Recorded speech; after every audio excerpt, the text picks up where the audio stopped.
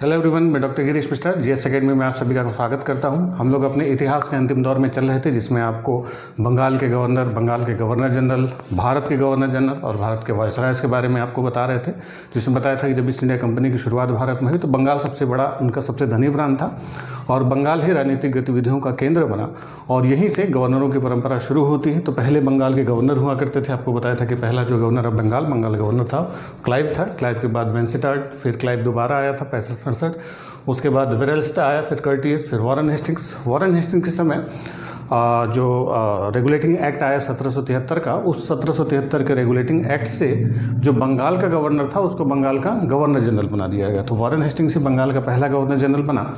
उसके बाद कॉर्नवालिस, फिर जॉन शोर, फिर वेलेजली, फिर जॉर्ज बॉर्लो, फिर मिंटो, फिर हेस्टिंग्स, एडम्स और फिर उसके बाद एमहर्स्ट आया था। एमहर्स्ट के बाद फिर विलियम बेंटिक आया। इसी विलियम बेंटिक के समय 1833 का चार्टर आया था। उस 1833 के चार्टर में कहा गया था कि बंगाल का जो गवर्नर होगा वो बंगाल का जो गवर्नर जनरल होगा वो भारत का गवर्नर जनरल होगा। तो विलियम बेंटिक के समय बंगाल का जो गवर्नर जनरल था उसकी पदवी बढ़ा के गवर्नर जनरल ऑफ इंडिया कर दी गई थी, भारत का गवर्नर जनरल। और पहला जो भारत का गवर्नर जनरल बना वो विलियम बेंटिक ही हुआ। उसके बाद फिर चार्ल्स मेटकॉफ, फिर ऑकलैंड, फिर एलनबरो, हार्डिंग और डलहौजी ने बहुत सारे काम किए थे, साम्राज्यवादी था।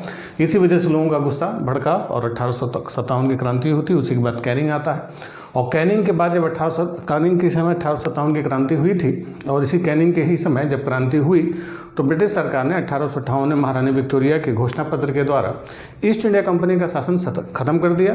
तो जब ईस्ट इंडिया कंपनी का शासन खत्म हुआ तो जो भारत का गवर्नर जनरल था, गवर्नर जनरल ऑफ इंडिया, उसका पद भी समाप्त करके उसके जगह वायसराय बनाया गया। तो अब उसके बाद जो भारत के गवर्नर जनरल होते थे उनको भारत का वायसराय कहा जाने लगा। तो जो पहला वायसराय था कैनिंग था, कैनिंग के बाद एलिगन फर्स्ट, उसके बाद जॉन लॉरेंस, फिर उसके बाद मेयो के बारे में बताया था, इसकी हत्या भारत में हुई थी। अंडमान निकोबार में गया था और पोर्ट ब्लेयर में इसकी हत्या कर दी गई थी 1872 में। उसके बाद नॉर्थब्रुक था, इन्हीं से स्वामी विवेकानंद की मुलाकात हुई थी। फिर लेटन के बाद रिपन था और रिपन के बाद डफरिन के समय बताया कि 1885 में कांग्रेस की स्थापना होती है और इसी डफरिन के ही समय तीसरा आंग्ल वर्मा युद्ध हुआ था, एंग्लो बर्मीज वॉर। और उस तीसरे आंग्ल वर्मा युद्ध के बाद बर्मा का जो विलय था वो भारत में कर लिया गया था। तो पिछले क्लासेस में डफरिन तक हम लोग पहुँच चुके थे। अब इसके आगे बढ़ते हैं। अगले जो वायसराय डफरिन के बाद जो आया उसका नाम था लैंसडाउन जो था 1888 से 1894 तक था। लैंसडाउन,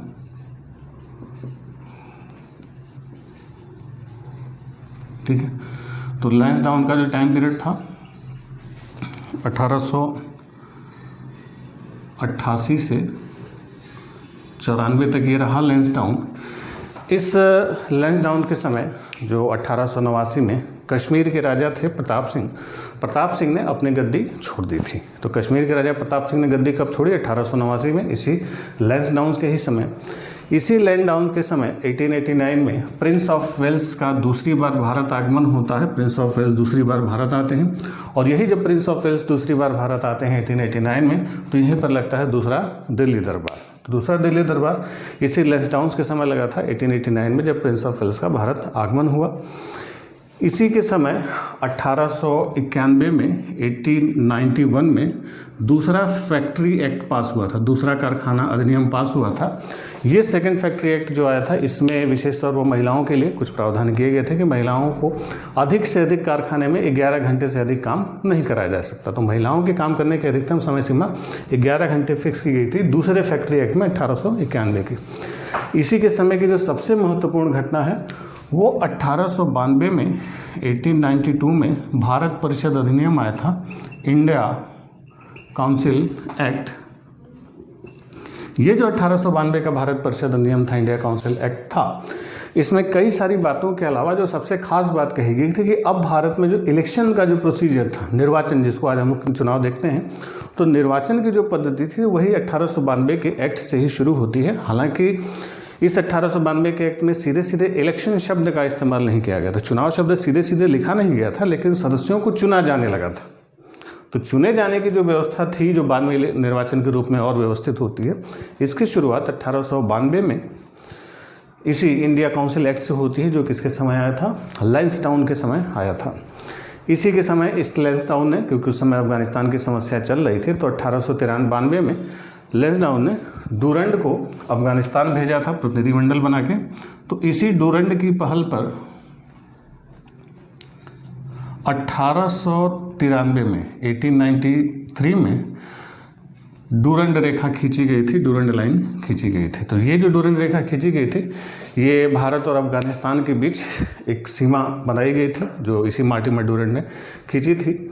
बाद में जब बंटवारा हुआ तो वो वाला हिस्सा जिधर डूरंड रेखा थी वो पाकिस्तान के हिस्से में चला गया था। तो अभी फ़िलहाल जो डूरंड रेखा है वो पाकिस्तान और अफगानिस्तान की राजनीतिक सीमा को प्रदर्शित करता है। डूरंड लाइन इसी समय खींची गई थी 1893 में। इसके बाद अगला जो वायसराय आया उसका नाम था एलिगन। एलिगन एक बार पहले भी आ चुका था तो इसीलिए इसको एलिगन सेकंड लिख दिया जाता है। ये 1894 से 1899 तक था। एलिगन सेकेंड, द्वितीय, 1894 टू 98। ये जो एलिगन सेकेंड था ये बहुत क्लियर था, इसने साफ साफ कहा था, इसका जो स्टेटमेंट बड़ा पॉपुलर हुआ था कि भारत को तलवार के बल पर जीता है और तलवार के बल पर ही इसको अधीन हम रखने जा रहे हैं। यानी बहुत कड़ाई से भारत को अपने अधीन रखने का प्रयास इस एलिगन सेकेंड ने किया था। तलवार के बल पर जीता है और तलवार के बल पर इसको अपने अधीन करके रहेंगे। हालांकि ज़्यादा युद्ध वगैरह करने का इसको मौका नहीं मिला। इसी समय 1897 में 1897 में बहुत भयानक अकाल पड़ा था, फेमाइन पड़ा था। तो जो अकाल पड़ा था बम्बई में, प्लेग फैला था। तो 1897 में जो बम्बई में प्लेग फैला था, बहुत भयंकर प्लेग फैला था, वो इसी एलिगन के समय ही फैला था। और उसी प्लेग के दौरान जो प्लेग कमिश्नर अपॉइंट हुआ था, उसी प्लेग कमिश्नर जो रैंड अपॉइंट हुआ था उसकी हत्या चापेकर बंधुओं ने की थी। और वही भारत की पहला राजनीतिक हत्या कही जाती है, जो क्रांतिकारी आंदोलन की शुरुआत भी कहा जाता है। तो पहली बार इसी समय हुआ था 1897 में ही। तो भारत में क्रांतिकारी जो मूवमेंट था वो यहीं से प्रारंभ हो जाता है। इसी के समय 1897 में ही सीमांत प्रांत जो हमारा NWF था, उत्तर पश्चिम सीमांत प्रांत, वहाँ के कबालियों ने विरोध भी किया। इसी के समय स्वामी विवेकानंद जी ने वेल्लोर में रामकृष्ण मठ की स्थापना की थी। तो जो रामकृष्ण मठ था वही बाद में मिशन बन गया। इसकी स्थापना स्वामी विवेकानंद ने वेल्लोर में की थी। और किस साल की थी? 1897 में ही की थी। इसके बाद अगला जो वायसराय भारत का आया, करजन। अब ये जो करजन था ये बहुत ही डिस्प्यूटेड, बहुत ही विवादित रहा, बहुत विवादित वायसराय रहा। कहा जाता है कि भारत में सबसे ज़्यादा विवादित वायसरायों में अगर कोई था तो करजन था। करजन बहुत पढ़ा लिखा, बहुत योग्य डिप्लोमेट, बहुत ज़बरदस्त था। और इसको अंतर्राष्ट्रीय मामलों की जो समझ थी, अंतर्राष्ट्रीय कूटनीति की समझ बहुत ज़्यादा थी। और वायसराय होने से पहले ये भारत के बारे में बहुत कुछ जानता था। भारत वो आ चुका था और बाकी जो एशिया के देश थे, अरब देश हों, चाहे जापान हो, चाहे चीन हो, हर देश की ये यात्रा कर चुका था। तो भारत आने से पहले भारत के बारे में सबसे ज़्यादा जानकारी रखने वाला जो वायसराय था वो करजन ही था। यही करजन जो था इतिहास का ही बहुत बड़ा विद्वान था, इतिहास भूगोल सबकी अच्छी जानकारी रखता था। हालांकि इसका जो सोच थी, ये सारे काम वो बहुत अच्छे ढंग से करना चाहता था, लेकिन वो भारतीयों के प्रति इसकी जो घृणा थी वो बहुत ज़्यादा थी। इवन भारतीयों की जो संस्थाएं थी, जैसे कांग्रेस उस समय सबसे बड़ी संस्था के रूप में उभर रही थी, तो कांग्रेस के प्रति भी इसकी जो विचार थे बहुत अच्छे नहीं थे, खराब विचार ही थे। ये कहता था कि मैं चाहता हूं, मैं अपने कार्यकाल के दौरान ही इस कांग्रेस को धीमे धीमे समाप्त होते हुए देख रहा हूं। ठीक है, यानी कांग्रेस अपनी धीमी मौत मरेगी और मेरे कार्यकाल के दौरान ही मरेगी, यानी कांग्रेस समाप्त हो रही है। इसका कुल मिलाकर कहने का मतलब ये था। ये जब भारत आया 1899 में आया था, 99 जो एलिगन था वो 99 तक था, 99 तक था। ठीक, 1899 में करजन भारत पहुंचा था। तो जिस साल ये भारत पहुंचा उसी साल भयंकर वाला अकाल पड़ा फिर से भारत में। तो जब अकाल पड़ा तो उसने उस अकाल के लिए एक अकाल आयोग बनाया, एंटोनी मैकडोनाल्ड। 1899 मैकडोनाल्ड आयोग। तो ये मैकडोनाल्ड आयोग किसके लिए था? अकाल के लिए था। तो और इसकी एक और विशेषता थी कि जितने भी समस्याएं थी, हर समस्या को बहुत कायदे से हल करना चाहता था। इसलिए लगभग सभी विभागों में इसने कोई न कोई आयोग, कोई न कोई कमीशन जरूर बनाए। तो इसके समय बहुत सारे आयोग बने थे, बहुत सारे कमीशन बने थे, जिसमें सबसे पहले इसने जो कमीशन बनाया था 1899 में मैकडोनाल्ड कमीशन बनाया था। ये आयोग अकाल के लिए था। इसके बाद सर कॉलिन स्कॉट जो था कॉलिन मॉनक्रीफ के नेतृत्व में इसने एक सिंचाई आयोग बनाया था 1901 में, 1901 मॉनक्रीफ आयोग। और मॉनक्रीफ आयोग किसके लिए था? सिंचाई के लिए था। ठीक है, सिंचाई के लिए कमीशन बनाया था इसने। इसी ने पुलिस विभाग में भी सुधार करने की कोशिश की और पुलिस विभाग में सुधार करने के लिए 1902 में 1902 में एक आयोग बनाया, फ्रेजर आयोग। तो फ्रेजर आयोग किसके लिए था? पुलिस सुधार में था, पुलिस रिफॉर्म भी करना चाहता था, इसके लिए फ्रेजर आयोग बनाया। यही जो था विश्वविद्यालयों पर जो सरकारी शिक्षा दी जाती थी उस पर सरकार का अधिक नियंत्रण करना चाहता था। तो उसी के लिए इसने थॉमस रैले की अध्यक्षता में एक विश्वविद्यालय आयोग बनाया था 1902 में, 1902 रैले आयोग। ठीक है, ये एजुकेशन पर था, खासतौर पर विश्वविद्यालय शिक्षा पर था, शिक्षा से संबंधित था। इसी रैले आयोग की सिफारिशों पर इसने 1904 में भारतीय विश्वविद्यालय अधिनियम बनाया, इंडिया यूनिवर्सिटी एक्ट। तो जो भारतीय विश्वविद्यालय अधिनियम बना था, कब बना था? 1904 में। ये इसी रैले आयोग की सिफारिशों पर इसने बनाया था। और इस विश्वविद्यालय अधिनियम के माध्यम से इसने भारतीय विश्वविद्यालयों पर अपना नियंत्रण बढ़ा दिया था।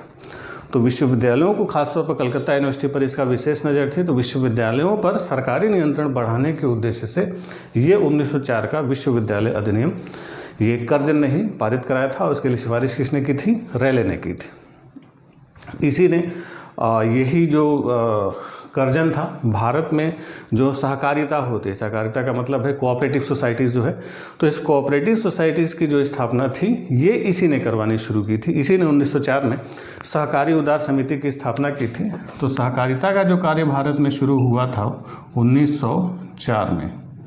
तो जो कोऑपरेटिव सोसाइटीज़ की बात है, तो इसमें किसानों को बहुत सस्ते दर पर उधार दिया जाता था ताकि वो कृषि और बाकी पशुपालन की देखरेख कर सके।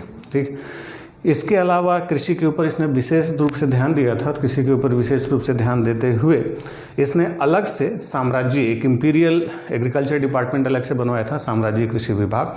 और इसी कृषि विभाग के अंडर में कृषि और पशुपालन के लिए अलग से छोटे छोटे इसने डिपार्टमेंट भी, सब डिपार्टमेंट भी इसने बनवाए थे।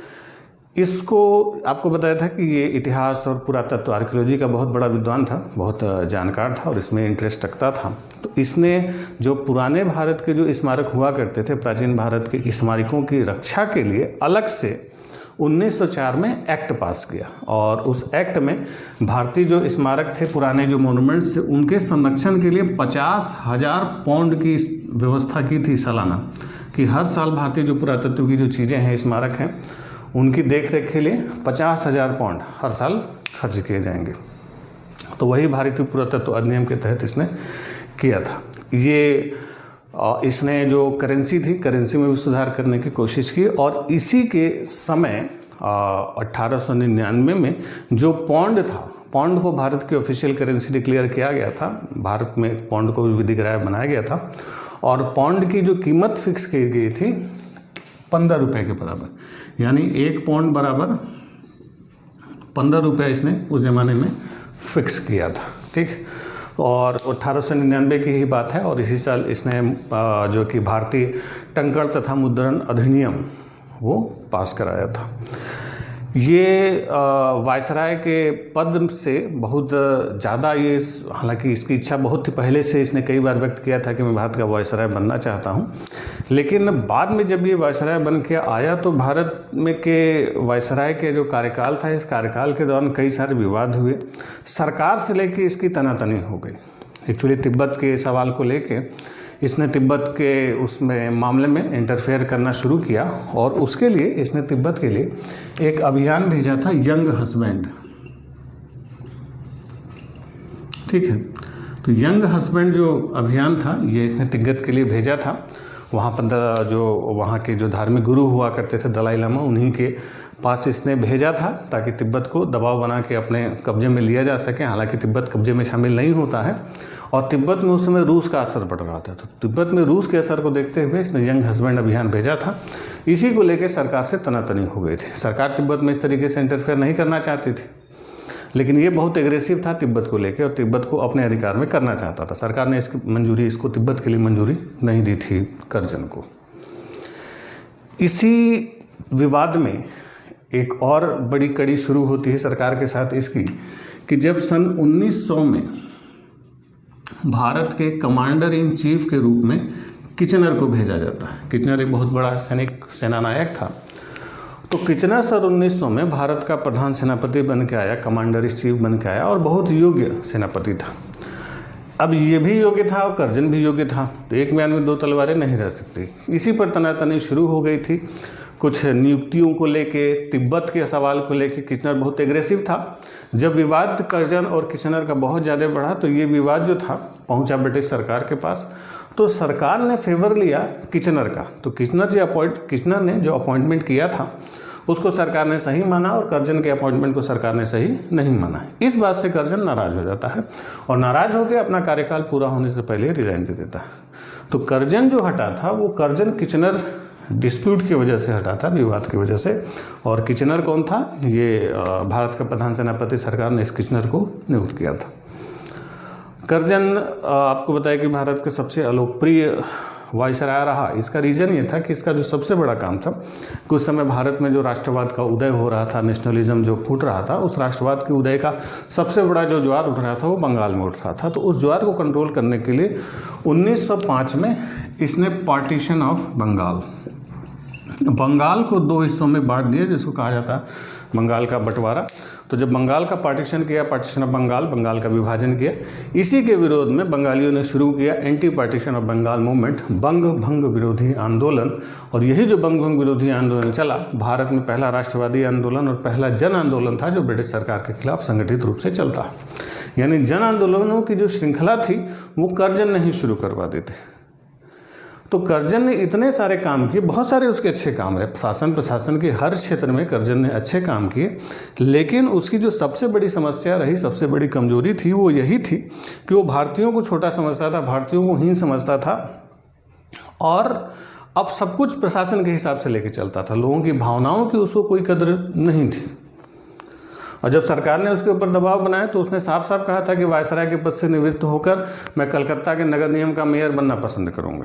कि वायसराय मतलब सरकार के दबाव को भी ये नहीं चाह रहा था, कलकत्ता के मेयर बनना वो पसंद कर रहा था। खैर, तो उसके सारे कामों पर, उसके सारे अच्छे कामों पर पानी फेरा किसने? बंगाल ने। और इसी ने जन्म दे दिया भारत में राजनीतिक आंदोलनों को। तो जैसे आपको पहले भी कई बार बता चुके हैं कि जो भारत में जो सख्त गवर्नर जनरल या वायसराय होते थे, जो भारत के बहुत खिलाफ बहुत कड़ी नीतियाँ अपनाते थे, वो इनडायरेक्टली भारत को बहुत फ़ायदा पहुंचा के चले जाते थे। जैसे करजन ने बहुत ज़्यादा दबाने की कोशिश की, लेकिन इसी के समय क्या हो गया? विस्फोट हुआ। जैसे डलहौजी के समय बताया कि डलहौजी ने बहुत सारी गड़बड़ियाँ की, साम्राज्यवाद बहुत ज़्यादा फैलाया, तुरंत 1857 की क्रांति हो गई। यही करजन के साथ भी हुआ। जितना उसने दबाने की कोशिश की उतना ही वो चीज़ें बाहर निकल के चली गई। खैर, करजन के बाद अभी जो बंगाल विभाजन का आंदोलन है, इसके बारे में अलग से वीडियो है, आप देखना चाहें तो पहले की वीडियोज़ में बंग भंग विरोधी आंदोलन पर पूरे डिटेल में चर्चा किया गया है, उसको आप देख सकते हैं जिन्होंने पहले न देखा हो। अब इसके बाद अगला जो वायसराय आया उसका नाम था मिंटो। हालांकि मिंटो एक बार पहले भी आ चुका था। मिंटो का नाम यहाँ पर लिखा हुआ पहले, हेस्टिंग्स से पहले था। यहाँ पर मिंटो था तो उसको मिंटो सेकंड भी लिख दिया जाए, क्योंकि दूसरा ये था मिंटो सेकंड। 1905 से 1910 तक था। अब ये जो मिंटो था, इसके समय के कुछ खास घटनाएं। सबसे खास घटना जो 1906 में 31 दिसंबर 1906 में ढाका में, जो आजकल बांग्लादेश में पड़ता है, ढाका में स्थापना होती है मुस्लिम लीग की। तो जो मुस्लिम लीग ढाका में स्थापित होती है, कब होती है? 1906 में। उस समय वायसराय कौन था? Minto second. इसी के समय 1906 में कांग्रेस के कलकत्ता सेशन में पहली बार कांग्रेस ने स्वराज का लक्ष्य साधा कि अब हमें और कुछ नहीं चाहिए, सीधे स्वराज चाहिए। तो स्वराज की जो डिमांड कांग्रेस ने करनी शुरू की वो 1906 में करनी शुरू की, मिंटो के ही समय। इसी मिंटो के समय 1907 में कांग्रेस का सूरत विभाजन होता है, सूरत का बंटवारा, कांग्रेस का जो बंटवारा हुआ था, इसके बारे में भी डिटेल में हम लोग पहले चर्चा कर चुके हैं। इसी 1907 में जिस साल कांग्रेस का सूरत बंटवारा हुआ था, उसी साल जो थियोसॉफिकल सोसाइटी थी, तो उस थियोसॉफिकल सोसाइटी के जो अध्यक्ष थे, पहले प्रेसिडेंट थे, कर्नल अलकॉट थे। 1907 में कर्नल अलकॉट की जगह एनी बेसेंट जो थी वो थियोसॉफिकल सोसाइटी की अध्यक्ष बनी। इसी ने समाचार पत्र अधिनियम 1908 पारित करवाया था, न्यूज़पेपर्स एक्ट आया था। इस न्यूज़पेपर एक्ट के तहत 1908 के समाचार पत्र अधिनियम के तहत समाचार पत्रों पर कई सारे सेंसर लगाए गए थे, जिसको प्रेस एक्ट 1908 कहा जाता है। समाचार पत्र अधिनियम प्रेस एक्ट 1908 ये इसी मिनटों सेकंड के समय ही पारित हुआ था। इसी के समय इसी प्रेस एक्ट के तहत तिलक को 22 जुलाई 1908 को तिलक को अरेस्ट कर लिया गया था राजद्रोह के आरोप में, और 22 जुलाई को 1908 में इनके ऊपर आईपीसी की धारा लगी थी 124A 124 से राजद्रोह का मुकदमा लगाए, और राजद्रोह का मुकदमा लगा के तिलक को मांडले जेल भेज दिया गया। तो तिलक की गिरफ्तारी जो हुई थी वो मिनटों सेकंड के ही समय हुई थी। और इसी के समय 1 जुलाई 1909 को मदन लाल ढींगरा का नाम आपने सुना होगा। मदन लाल ढींगरा ने 1 जुलाई 1909 में करजन वायली की हत्या की लंदन में। तो लंदन में जो मदन लाल ढींगरा थे, क्रांतिकारी का नाम मदन लाल ढींगरा, तो मदन लाल ढींगरा ने करजन वायली की हत्या कर दी लंदन में जाके। और इसके समय का जो सबसे खतरनाक काम हुआ था वो था 1909 का मिंटो मॉर्ले सुधार। ये 1909 का मिंटो मॉर्ले सुधार, मिंटो वायसराय था और उस समय जो भारत सचिव हुआ करता था मॉर्ले था। तो भारत सचिव मॉर्ले और वायसराय मिंटो ने मिलके जो एक्ट पास किया था 1909 का, तो उसी 1909 के एक्ट को कहा जाता है मिंटो मॉर्ले सुधार। ठीक है, 1909। तो ये जो मिंटो मॉर्ले सुधार था 1909 का, इसमें बहुत सारी बातें कही गई थी, जिसमें सबको हम लोग हिस्ट्री में अलग से चर्चा कर चुके हैं। लेकिन जो सबसे खास बात इसमें कही गई थी कि मुसलमानों के लिए पृथक निर्वाचन की व्यवस्था की गई थी, सेपरेट इलेक्टोरल फॉर मुस्लिम। इसमें क्या की व्यवस्था करी गई थी कि जो मुस्लिम आबादी वाले क्षेत्र होंगे वहाँ पर जो भी प्रतिनिधित्व होगा, जो भी चुनाव होगा, तो उसमें जो कैंडिडेट होगा वो मुसलमान होगा, और उस क्षेत्र के रहने वाले मुसलमान ही मुसलमान को वोट करेंगे। अगर कोई हिंदू उस क्षेत्र में रह रहा है तो वो मुसलमान को वोट नहीं करेगा। यानी हिंदुओं और मुसलमानों को संवैधानिक रूप से अलग कर दिया गया था, कानूनी रूप से अलग कर दिया गया था। तो भारत में कहा जाता है जो सांप्रदायिकता का जन्म हुआ वो इसी मिंटो मॉर्ले सुधार से कहा जाता हुआ था।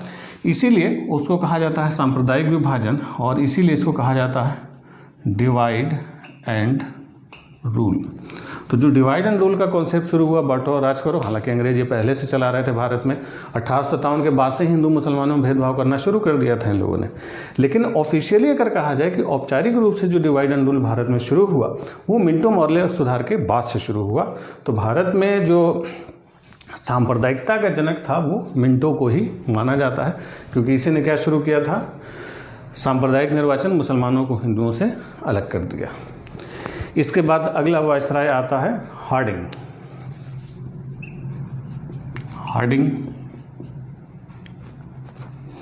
ये जो हार्डिंग था 1910 से 1916 तक था। इस हार्डिंग के समय भी कुछ बड़ी बड़ी और मुख्य घटनाएं होती हैं। हालांकि इसके समय की ज़्यादातर चीज़ें हम लोग पहले हिस्ट्री के जो बाकी चैप्टर्स डिटेल में पढ़े हैं उसमें कर लिए, फिर भी छोटी छोटी कुछ बातें बताते हैं कि इसी समय 1910 में इंग्लैंड में राजा एडवर्ड III की मौत हो जाती है। जब राजा एडवर्ड III मरते हैं तो उनकी जगह बनते हैं जॉर्ज पंचम। तो जॉर्ज पंचम जो राजा बनते हैं वो किसके समय बनते हैं, इसी हार्डिंग के समय बनते हैं। एडवर्ड III की मृत्यु हो जाती है, जॉर्ज V बनते हैं, और वही जब जॉर्ज पंचम राजा बनते हैं तो उन्हीं के सम्मान देने के लिए 1911 में 1911 में इसने आयोजित किया दिल्ली दरबार। और ये जो दिल्ली दरबार लगा था ये तीसरा वाला था। पहले 2 बार दिल्ली दरबार लग चुका था, पहला बताया था लिटन के समय हुआ था। तो जो तीसरा दिल्ली दरबार लगा वो 1911 में ही लगा, और ये दरबार किसके लिए लगा था, जॉर्ज V के लिए लगा था। इसी 1911 के दिल्ली दरबार में सीधे सीधे डिक्लेयर किया गया था कि अब भारत की राजधानी कलकत्ता की बजाय दिल्ली होगी। तो दिल्ली दरबार से ही घोषणा की 1911 में दिल्ली राजधानी बनेगी, और दिल्ली जो राजधानी घोषणा 11 में की गई और राजधानी जो शिफ्ट हुई थी वो 1912 में। तो ध्यान रखेंगे, पूछा जाए दिल्ली भारत की राजधानी बनी 12 में बनी, और राजधानी बनाने की घोषणा कब की गई थी? 1911 के दिल्ली दरबार से। इसी 1911 के दिल्ली दरबार के लिए रविन्द्रनाथ टैगोर ने जनगण मन लिखा, जो बहुत पॉपुलर हुआ, बहुत प्रसिद्ध हुआ, और आगे चल के इंडिया का नेशनल एंथम बना, भारत का राष्ट्रगान बना। इसी दिल्ली दरबार के लिए जब दिल्ली दरबार के बाद जब दिल्ली राजधानी बनी, और राजधानी में ऑफिशियली जिस दिन वायसराय प्रवेश कर रहा था हार्डिंग, उसी समय वायसराय की हत्या का प्रयास किया गया, जिसको दिल्ली कॉन्स्पिरेसी कहा जाता है, दिल्ली बम कांड। इसमें रासबिहारी बोस ने वायसराय हार्डिंग के ऊपर बम फेंका था। ठीक है, हालांकि वायसराय बच गया था, वो मरा नहीं था। इसी के समय रविन्द्रनाथ टैगोर को नोबेल पुरस्कार मिला था 1913। ये नोबेल पुरस्कार एशिया, भारत ही नहीं एशिया को मिलने वाला, पूरे एशिया को मिलने वाला पहला जो नोबेल पुरस्कार था साहित्य का, वो यही आया था रविन्द्रनाथ टैगोर को। इसी के समय 1911 में जनगणना होती है, सेंसस होती है। तो ये जो 1911 की जनगणना थी, उस समय भी हार्डिंग जो वायसराय था, वो भारत की 5th सेंसस थी, 5वीं जनगणना थी। इसी के समय, इसी हार्डिंग के ही समय 1914 में पहला विश्व युद्ध शुरू होता है। वर्ल्ड वॉर की शुरुआत भी इसी समय हुई थी, और इसी समय 1 जनवरी 1915 गांधी जी का भारत आगमन हुआ। यानी गांधी जी जो भारत आए थे, तो उस समय वायसराय कौन था? हार्डिंग ही था, हार्डिंग के समय आए थे। और इसी 1915 में ही 2 हमारे बहुत बड़े राष्ट्रवादी जो नेता थे, गोपाल कृष्ण गोखले और फिरोज शाह मेहता। तो गोखले और जो मेहता की मृत्यु हुई थी वो 1915 में हुई थी। गोपाल कृष्ण गोखले और फिरोज शाह मेहता। जिस साल गांधी जी इंडिया आए थे, उसी साल ये दोनों नेता मरे थे। और इसी साल 1915 में ही तिलक को, आपको बताया था कि तिलक को इसके समय अरेस्ट कर लिया था, 6 साल की कारावास हुई थी। तो तिलक को अपनी सज़ा पूरी होने के 6 महीने पहले ही 1915 में उनको जेल से रिहा कर दिया गया था। तो जो बर्मा में वो कैद थे मांडली जेल में, तो 1915 में ही वो जेल से छूट के वापस आ जाते हैं। ठीक, इसी के समय हार्डिंग के समय ही 1916 में काशी हिंदू विश्वविद्यालय, बनारस हिंदू यूनिवर्सिटी जिसको कहा जाता है, BHU, तो महामना मदन मोहन मालवीय ने BHU की जो स्थापना की, वो हार्डिंग ही उस समय वायसराय था। न्यू की TC हार्डिंग से ही रखवाई गई थी। इसके बाद अगला वायसराय आया चेम्सफोर्ड।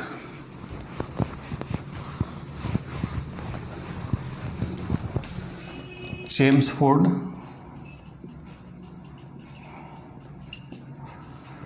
1916 से 1921। इसके समय की कुछ खास बड़ी घटनाएं कि इसी के समय होम रूल लीग का गठन हुआ था, और 1916 में पूना में DK कर्वे ने पहला जो महिला विश्वविद्यालय था उसकी स्थापना की थी। DK कर्वे द्वारा 1916 के पूना महिला विश्वविद्यालय की स्थापना की थी। इसी साल 1917 में 1917 में सैडलर आयोग का गठन हुआ। सैडलर आयोग, ये जो सैडलर आयोग था, सैडलर कमीशन था, ये एजुकेशन से रिलेटेड था, शिक्षा से संबंधित था। स्पेशली जो विश्वविद्यालय शिक्षा थी, यूनिवर्सिटी एजुकेशन था, उसी के बारे में सैडलर को कहा गया था सिफारिश देने के लिए। इसी चेम्सफोर्ड के समय ही 1917 में, उस समय पंजाब में जो था कि हिंसक गतिविधियाँ बहुत ज़्यादा बढ़ रही थी, तो उसी के लिए सिफारिश देने के लिए सिडनी रोलेट की अध्यक्षता में एक आयोग बनाया गया था। उसी आयोग ने मार्च 1919 में अपनी सिफारिशें दी, और उसी पर एक एक्ट पास हुआ जिसको कहा जाता है रोलेक्ट एक्ट। तो रोलेक्ट एक्ट जिस वायसराय के समय पास हुआ था वो चेम्सफोर्ड ही था, और उसी रोलेक्ट एक्ट के विरोध में जलियांवाला बाग कांड हुआ था 13 अप्रैल 1919 को। जो 13 अप्रैल 1919 को जलियांवाला बाग कांड हुआ, उस समय भी वायसराय कौन था? चेम्सफोर्ड ही था। और इसी के समय जो 1919 का मॉन्टेग्यू चेम्सफोर्ड सुधार आया था 1919, मॉन्टेग्यू चेम्सफोर्ड सुधार। तो ये जो मॉन्टेग्यू चेम्सफोर्ड सुधार था, इसमें भारत में पहली बार, जैसे आप देखिए केंद्र में लोकसभा राज्यसभा होती है, बाइकैमरल सिस्टम होता है, तो द्विसदनीय व्यवस्था यहीं से भारत में शुरू होती है, मॉन्टेग्यू चेम्सफोर्ड सुधार से ही शुरू होती है। तो ये जो मॉन्टेग्यू चेम्सफोर्ड सुधार था 1919 में आया था, और ये एक्ट लागू हुआ था 1921 में। 1 जनवरी 1921 के से मॉन्टेग्यू चेम्सफोर्ड सुधारों को लागू कर दिया गया था। इसी चेम्सफोर्ड के समय ही भारतीयों को ब्रिटिश सेना में जो कमीशन्ड पद होते थे, कमीशन का मतलब है ऑफिसर्स के जो रैंक के जो अधिकारी होते थे, तो वो चेम्सफोर्ड के समय से ही मिलना शुरू हो चुका था। और इसी के समय पहले भारतीय थे जिनको किसी प्रांत का गवर्नर नियुक्त किया गया था, तो वो थे sir SP Sinha. SP Sinha को बिहार प्रांत का गवर्नर बनाया गया। ठीक है, तो ये पहले भारतीय थे एसपी सिन्हा जो किसी राज्य के गवर्नर बने, वो इसी चेम्सफोर्ड के समय ही बने थे। ठीक, इसी के समय चेम्सफोर्ड के समय ही खिलाफत मूवमेंट भी चलता है और इसी के समय असहयोग आंदोलन, नॉन कोऑपरेशन, तो जो नॉन कोऑपरेशन और खिलाफत मूवमेंट था ये सब इसी चेम्सफोर्ड के समय शुरू होता है। चेम्सफोर्ड के बाद अगला वायसराय था रीडिंग। रीडिंग का जो टाइम पीरियड था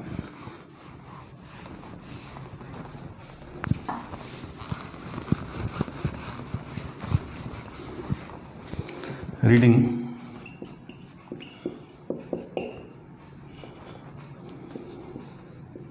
1921 से 1926 तक था। अब ये जो रीडिंग था इसी के समय 1921 में मोपला विद्रोह हुआ था। मोपला का विद्रोह इसी के समय हुआ था। इसी के समय प्रिंस ऑफ वेल्स भारत आए दोबारा। तो प्रिंस ऑफ वेल्स का भारत जो आगमन हुआ था 1921 में ही हुआ था, 1921 में ही। और इसी साल क्या हुआ था, मोपला विद्रोह। ठीक है, केरल में हुआ था मोपला विद्रोह। बाद में इस मोपला विद्रोह ने सांप्रदायिक रंग ले लिया था। इसी के समय 1920 में भारतीय कम्युनिस्ट 1922 में रविन्द्रनाथ टैगोर का जो विश्व भारती विश्वविद्यालय, पहले उन्होंने शांति निकेतन स्थापित किया था, उसके बाद उसको विश्व भारती विश्वविद्यालय के रूप में कन्वर्ट किया गया। तो ये जो विश्व भारती विश्वविद्यालय था 1900 है, इसने 1922 से ही काम करना शुरू कर दिया था। 1922 से विश्व भारती विश्वविद्यालय के रूप में कार्य करना शुरू करता है। और इसके समय सबसे बड़ी जो घटना हुई थी 1923 से लंदन और भारत में एक साल जो सिविल सर्विसेज की परीक्षा होती थी, पहले सिविल सर्विसेज की परीक्षा केवल लंदन में होती थी, अब सिविल सर्विसेज की परीक्षा लंदन के साथ साथ भारत में भी आयोजित की जाने लगी। तो लंदन और भारत में दोनों जगहों पर एक साथ सिविल सर्विसेज की परीक्षा जो थी आयोजित की गई है, रीडिंग के समय ही शुरू हो गया था 1923 से। इसी रीडिंग के समय 9 अगस्त 1925 को काकोरी कांड होता है। काकोरी कांड जो ट्रेन डकैती हुई थी जिसमें राम प्रसाद बिस्मिल, राजेंद्र लाहिड़ी, इन लोगों को फांसी की सज़ा दे दी गई थी। 1925 में C.R. दास की मृत्यु होती है और 1926 में स्वामी श्रद्धानंद की हत्या होती है। तो स्वामी श्रद्धानंद की हत्या भी रीडिंग के समय हुई थी 1926 में, 25 में C.R. दास की मृत्यु और 9 अगस्त 1925 को काकोरी कांड। इस सारे समय पर वायसराय हुआ करता था रीडिंग। रीडिंग के बाद अगला वायसराय आता है इरविन। इरविन जो वायसराय था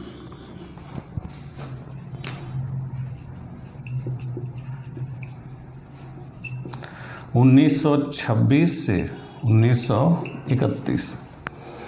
अब इस इरविन के समय की जो खास घटनाएं थी कि इसने 1927 में इंडियन नेवी एक्ट, भारतीय नौसेना अधिनियम पारित करवाया। और इसी साल 1927 में ही जो सबसे विवादित घटना हुई थी वो थी साइमन कमीशन, साइमन आयोग का गठन। तो जो साइमन आयोग था गठन, इसका गठन 1927 में हुआ। इसमें 7 सदस्य थे, 7 के 7 अंग्रेज थे, इसीलिए भारत में इसका विरोध शुरू हुआ। और हालांकि गठन हुआ 27 में, 28 में साइमन आयोग भारत पहुंच गया था। तो विरोध के बावजूद साइमन कमीशन को भारत भेजा गया था, जहां जहां जाना था वहां गया, लेकिन हर जगह साइमन का विरोध हुआ। इसी दौरान में लाला लाजपत राय की मृत्यु होती है। और 1928 में ऑल पार्टी मीटिंग होती, सर्वदलीय सम्मेलन होती है मोतीलाल नेहरू की अध्यक्षता में, जिसमें ये प्रस्तुत करते हैं 1928 में नेहरू रिपोर्ट। तो जो नेहरू रिपोर्ट आई थी 1928 में, वो किसके समय आई थी, इरविन के समय ही प्रस्तुत की गई थी। इसी नेहरू रिपोर्ट के जवाब में मोहम्मद अली जिन्ना ने अपनी 14 सूत्री मांगें रखी थी, वो भी इसी इरविन के ही समय आई थी। इसी इरविन के समय 1928 में रॉयल कमीशन बना था, रॉयल आयोग। तो ये जो रॉयल आयोग था, रॉयल कमीशन था, ये कृषि से संबंधित था, एग्रीकल्चर के लिए था रॉयल आयोग। तो रॉयल कमीशन की स्थापना भी इरविन के द्वारा की गई थी 1928 में, इसी साल की गई थी। इसी साल जब सरदार भगत सिंह ने सैंडर्स की हत्या की, भगत सिंह, चंद्रशेखर आज़ाद, सुखदेव, राजगुरु, इन लोगों ने मिलकर। और इसी के समय अप्रैल 1929 में सेंट्रल असेंबली बम कांड हुआ, जिसमें ये सरदार भगत सिंह और बटुकेश्वर दत्त ने गिरफ्तारी दी। तो भगत सिंह, बटुकेश्वर दत्त को जो गिरफ्तारियां हुई, चाहे सैंडर्स का मर्डर हुआ, चाहे लाला लाजपत राय की मृत्यु हुई, ये सब इसी इरविन के समय हुआ था।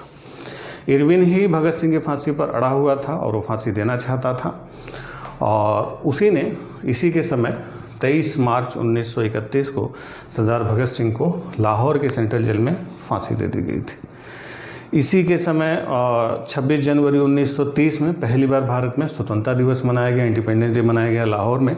और 1929 के कांग्रेस अधिवेशन में पहली बार कांग्रेस ने पूर्ण स्वराज की मांग की। तो जिसमें पूर्ण स्वराज की मांग की, जब भारत का पहला स्वतंत्रता दिवस मनाया गया था, वो इसी 1931 में ही इसी के समय मनाया गया था। इसी के समय गांधी जी ने दांडी मार्च किया और अपना दूसरा जो राष्ट्रव्यापी आंदोलन था, सविनय अवज्ञा, सिविल डिसोबीडियंस मूवमेंट, ये गांधी जी ने इसी के समय स्टार्ट किया था। इसी के समय रॉयल कमीशन आया था लेबर पर, श्रम पर, 1931 में। फिर जो गांधी इरविन पैक्ट हुआ था 5 मार्च 1931 को, तो जो 5 मार्च 1931 को गांधी इरविन पैक्ट हुआ था, तो इरविन के ही समय हुआ था। हालांकि गांधी इरविन पैक्ट को दिल्ली पैक्ट भी कहा जाता है, लेकिन गांधी इरविन समझौता जो हुआ था वो लंदन में जाके फाइनल हुआ था। उसी के बाद फिर भगत सिंह को फांसी दे दी गई थी। इसके बाद अगला वायसराय आता है विलिंगडन। विलिंगडन इसके जस्ट बाद था, यानी इरविन का उत्तराधिकारी कौन बना? विलिंगडन। 1931 से 1936 तक ये जो विलिंगडन था, इसके समय कई सारी घटनाएं हुई, जैसे दूसरा गोलमेज सम्मेलन इसी के समय पूरा हुआ। और इसी के समय जो सांप्रदायिक घोषणा पत्र था, सांप्रदायिक पंचायत जिसको कहा जाता है, कम्युनल अवार्ड 1932 में ब्रिटिश सरकार ने दिया, जिसमें दलितों को भी हिंदुओं से अलग मान लिया गया था। इसी के समय 1932 में ही गांधी जी और अंबेडकर जी के बीच पूना समझौता हुआ था, पूना पैक्ट कहा जाता है। और इसी के समय तीसरा गोलमेज सम्मेलन, ध्यान रखें, इरविन के समय पहला गोलमेज सम्मेलन हुआ और विलिंगडन के समय दूसरा और तीसरा गोलमेज सम्मेलन हुआ, सेकंड एंड थर्ड आईटीसी इसी के समय हुई थी। इसी के समय 1932 में IMA 1932 IMA Dehradun, Indian military academy. तो इंडियन मिलिट्री एकेडमी जो है वो देहरादून में है, जो NDA के लिए ट्रेनिंग वगैरह कराते हैं।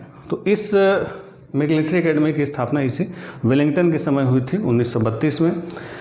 इसी के समय 1933 में जब मोहम्मद अली जिन्ना लंदन पहुँचे थे, तो वहाँ पर चौधरी रहमत अली ने पाकिस्तान शब्द गढ़ा था। जो पाकिस्तान शब्द गढ़ा गया था वो 1933 में गढ़ा गया था, उसी विलिंगडन के टाइम पर ही गढ़ा गया था। और इसी के समय 1934 में सविनय अवज्ञा आंदोलन जो था, सिविल डिसोबीडियंस, वो समाप्त हो गया था। बहुत कड़ाई से इसने दमन किया था सविनय अवज्ञा आंदोलन का। और इसी के समय अगस्त 1935 में भारत सरकार अधिनियम आया। अगस्त 1935 भारत सरकार अधिनियम, गवर्नमेंट ऑफ इंडिया एक्ट। तो भारत सरकार अधिनियम, गवर्नमेंट ऑफ इंडिया एक्ट 1935 का इसी के समय पास होता है। और इसी के समय 21 जनवरी 1936, 21 जनवरी 1930, जो जॉर्ज पंचम थे, जॉर्ज पंचम का निधन हो गया। जॉर्ज फिफ्थ थे, जॉर्ज फिफ्थ की मृत्यु हो गई। और जॉर्ज फिफ्थ की मृत्यु के बाद एडवर्ड सेकेंड जो 7th थे, एडवर्ड 8वें थे, एडवर्ड 8 का राज्याभिषेक हुआ। और इसी के समय एक और जो सबसे बड़ा चेंज हुआ कि जैसे बताया कि जो अगस्त 1935 में भारत सरकार अधिनियम आया था, तो इस भारत सरकार अधिनियम में ये जो वायसराय था, वायसराय का नाम बदल के फिर से कर दिया गया गवर्नर जनरल ऑफ इंडिया। यानी अब भारत का वायसराय फिर से भारत का क्या हो गया? Governor general. यानी अब तक जो वायसराय चल रहे थे, अब वो क्या हो जाएंगे? गवर्नर जनरल फिर से हो जाएंगे। हालांकि अब ज़्यादा नहीं हैं, अब केवल 2 ही 3 और बचे हुए हैं। तो जो विलिंगडन था, विलिंगडन के बाद अगला जो गवर्नर जनरल, अब क्योंकि अब वायसराय का नाम खत्म हो गया, अब उसकी जगह गवर्नर जनरल बन गए 35 के एक्ट से, तो अगला जो गवर्नर जनरल बना लिनलिथगो।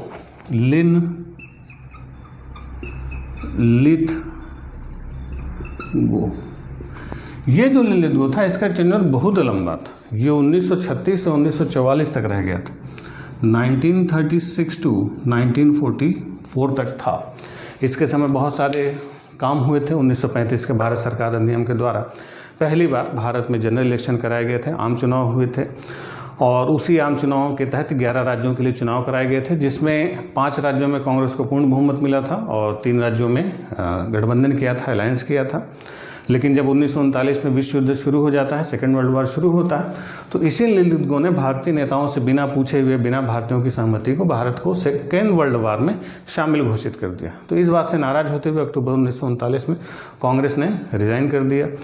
इसी के समय 1937 का फैजपुर अधिवेशन हुआ था कांग्रेस का, जो पहली बार गांव में हुआ था। तो कांग्रेस का गांव में होने वाला पहला अधिवेशन जो था वो फैजपुर का अधिवेशन था, जवाहरलाल नेहरू ने अध्यक्षता की थी, वो इसी लिनलिथगो के ही समय हुई थी। इसी के समय 1940 में पहली बार पाकिस्तान की मांग हुई थी, और 1941 में 1941 में जो जापान सेकेंड वर्ल्ड वॉर में शामिल होता है, और फिर 1942 में क्रिप्स भारत आता है। तो क्रिप्स का भारत आना, और इसी साल 1942 में ही भारत छोड़ो आंदोलन शुरू होता है। तो अगर पूछा जाए कि भारत छोड़ो आंदोलन शुरू होने के समय भारत का गवर्नर जनरल कौन था, तो लिनलिथगो ही था। इसी के समय 1938 में एक बहुत बड़े उपन्यासकार थे शरत चंद्र चटर्जी, जिन्होंने देवदास लिखी थी, और इकबाल, मोहम्मद इकबाल जो थे, जो सारे जहाँ से अच्छा हिंदुस्तान हमारा लिखा था, तो मोहम्मद इकबाल और शरत चंद्र चटर्जी, इन दोनों लोगों की मृत्यु 1938 में ही हुई थी। 1938 में दोनों लोग मरे थे। इसी के समय 1944 में जो मुस्लिम लीग थी, मुस्लिम लीग का कराची सेशन हुआ था, और 1944 के कराची सेशन से मुस्लिम लीग ने नारा दिए, बांटो और भागो। कहीं बांटो और छोड़ो लिखा रहता है, क्विट, डिवाइड एंड क्विट नारा था इनका। बांटो और क्विट का मतलब भागना भी होता है, छोड़ना भी होता है, जो भी कह लीजिए, बांटो और छोड़ो ही लिख देते हैं। डिवाइड एंड क्विट नारा था, बांटो और छोड़ो, यानी भारत को बांटो और भारत छोड़ के पाकिस्तान बना लो। तो 1944 में कराची में ही कहा गया था। इसी के समय आज़ाद हिंद फौज की स्थापना हुई थी सिंगापुर में। लिनलिथगो के बाद अगला जो वायसराय बना वेवेल। वेवेल जो था 1944 से लेकर 1947 तक रहा। ये जो वेवेल था, इसने भारत के लिए एक व्यवस्था बनाई थी, वेवेल योजना कहा जाता है, वेवेल प्लान कहा जाता है। इस वेवेल प्लान में एक ढीली ढाली संघ की सरकार बनाने की व्यवस्था थी। ये सारी चीज़ें डिटेल में आपको पहले फ्रीडम स्ट्रगल में बता चुके हैं, बस यहाँ पर शॉर्ट में आपको समझा दे रहे हैं। तो उसी वेवेल योजना जो थी वो इसी ने प्रस्तुत की थी 1945 में, और इसी वेवेल योजना पर विचार करने के लिए शिमला में एक सम्मेलन बुलाया गया था, जिसको कहा जाता है शिमला सम्मेलन, शिमला कॉन्फ्रेंस। हालांकि वो शिमला सम्मेलन असफल हो जाता है, जो इसी ने किया था। इसी समय आज़ाद हिंद फौज के जो सिपाही थे, जो अरेस्ट हुए थे, उन लोगों को गिरफ्तार करके नवंबर 1945 में, नवंबर 1945 में लाल किले का मुकदमा चला था, जिसको रेड फोर्ट ट्रायल कहा जाता है। उस लाल किले के मुकदमे पर आज़ाद हिंद फौज के 3 प्रमुख सेनापतियों पर खुली अदालत में लाल किले में मुकदमा चलाया गया था। हालांकि उस मुकदमे में जो आज़ाद हिंद फौज के सिपाही थे, उसको सभी भारतीयों ने समर्थन किया था, कांग्रेस ने, मुस्लिम लीग ने, सब ने समर्थन किया था, जिसमें मोहम्मद अली जिन्ना, जवाहरलाल नेहरू, सारे लोग पहले दिन वकालत के अपने जो कोट वोट होता है उसको पहन के गए थे। लेकिन जो मुख्य रूप से वकील थे भूलाभाई देसाई थे, भूलाभाई देसाई कैलाशनाथ काटजू। लेकिन इसके बावजूद जज ने उन तीनों को फांसी की सज़ा दे दी थी। लेकिन बाद में जन दबाव को देखते हुए वेवेल ने उनकी फांसी की सज़ा को माफ़ कर दिया था, उन लोगों को फांसी नहीं होने दी थी। इसी के समय कैबिनेट मिशन भारत पहुंचता है। कैबिनेट मिशन के ही जो सिफारिशें थी, जो सुझाव थी, उसमें भारत के संविधान का निर्माण हुआ। तो भारत में आगे जो व्यवस्था बनी वो कैबिनेट मिशन की सिफारिशों पर बनी थी, जो इसी के समय आया था। और इसी के समय अगस्त 1946 में मुस्लिम लीग ने कैबिनेट मिशन के प्रस्तावों को अस्वीकार कर दिया था और 16 अगस्त 1946 को डायरेक्ट एक्शन डे मनाया, प्रत्यक्ष कार्रवाई दिवस। और इस प्रत्यक्ष कार्रवाई दिवस में भारत में इन लोगों ने खूनी दंगे शुरू करवा दिए थे। फिर इसी के समय भारत में संविधान सभा के चुनाव होते हैं जुलाई 1946 में, और 9 दिसंबर 1946 को संविधान सभा की पहली बैठक होती है। इसी के समय 20 फरवरी 1947 को 1947 20 फरवरी ब्रिटिश पार्लियामेंट में वहाँ के प्राइम मिनिस्टर क्लीमेंट एटली ने सीधे सीधे डिक्लेयर कर दिया था कि भारत को हर हाल में जून 1948 तक स्वतंत्र कर दिया जाएगा। इस बात से वेवेल ज़्यादा खुश नहीं था, क्योंकि वेवेल भारत में लंबे समय तक था। इवन जब लिनलिथगो था उसके पहले से वेवेल यहाँ पर था, लिनलिथगो के बाद वेवेल भारत में ही था, ये गवर्नर जनरल बनाया गया था। तो ये भारत की परिस्थितियों को समझता था और इसको लगता था कि इतनी जल्दी सब कुछ ठीक नहीं हो जाएगा, भारत की समस्याएं बहुत जटिल हैं। तो फिर इसने फिर सरकार को कह दिया था कि भाई हम इतनी जल्दी काम नहीं कर पाएंगे, आपको किसी को करवाना हो तो करवाइए। तो फिर प्रधानमंत्री ने वहाँ पर डिक्लेयर कर दिया कि ठीक है, वेवेल की जगह अगला गवर्नर जनरल बनेगा माउंटबेटन। ठीक है, ये मार्च 1947 गवर्नर जनरल बन के भारत पहुंचता है और 1948 तक गवर्नर जनरल रहता है। अब ये जो माउंटबेटन था ये नेवी से था, नेवी का एडमिरल था ये पहले, और ये विश्व युद्ध सेकेंड वर्ल्ड वार में भी इसने बड़ी भूमिका निभाई थी और एक बहुत बड़ा डिप्लोमेट था। इसी को भारत भेजा गया था। यही माउंटबेटन भारत आता है और इसी ने भारत के विभाजन का प्रस्ताव दिया था, जिसको कहा जाता है 3 जून योजना, 3 जून प्लान। इसी को माउंटबेटन प्लान भी कहा जाता है। माउंटबेटन का जो घरेलू नाम था डिकी बर्ड, तो इसको लोग डिकी बर्ड प्लान भी कहते हैं। और यही माउंटबेटन योजना ब्रिटिश संसद में भेजी जाती है और वही भारत का स्वतंत्रता अधिनियम बनता है, इंडिया इंडिपेंडेंस एक्ट। अब उसमें भारत के विभाजन की बात कही गई थी, तो इसी ने भारत के विभाजन में जो सीमाओं का बंटवारा था तो उसके लिए 2 आयोग बनाया था 1947 में। माउंटबेटन नहीं बनाया था, एक बंगाल की सीमा के बंटवारे के लिए, बंगाल विभाजन के लिए, और दूसरा पंजाब के लिए। और दोनों जो सीमा आयोग बनाए गए थे, दोनों सीमा आयोगों का जो अध्यक्ष था वो रेडक्लिफ था। तो रेडक्लिफ ने बहुत जल्दीबाजी में सारी सीमाओं का बंटवारा किया था। इसकी वजह से दंगे फसाद बहुत ज़्यादा बढ़ गए थे। और इसी के समय 7 अगस्त 1947 को मोहम्मद अली जिन्ना, 7 अगस्त 1947 मोहम्मद अली जिन्ना भारत को आखिरी बार देखते हैं और भारत से रवाना होते हैं पाकिस्तान के लिए। तो मोहम्मद अली जिन्ना कराची पहुंचते हैं और वहां पर उनको राष्ट्रपति बना दिया जाता है। मोहम्मद अली जिन्ना पाकिस्तान चले जाते हैं। 7 अगस्त तक वो भारत में थे। 7 अगस्त के बाद मोहम्मद अली जिन्ना पाकिस्तान चले जाते हैं और 14 अगस्त को भारत स्वतंत्रता अधिनियम पारित किया जाता है। 14 अगस्त को पाकिस्तान स्वतंत्र होता है, पाकिस्तान का इंडिपेंडेंस डे मनाया जाता है। और पाकिस्तान की स्वतंत्रता के समय माउंटबेटन वहाँ गए थे, वहाँ पर फंक्शन हुआ। फिर अगले दिन 14-15 अगस्त की आधी रात को भारत ने स्वतंत्रता की घोषणा की। तो जिस समय भारत स्वतंत्र हुआ उस समय 15 अगस्त 1947 को माउंटबेटन ही भारत का गवर्नर जनरल था। फिर 1948 के बाद जो सी राजगोपालचारी थे,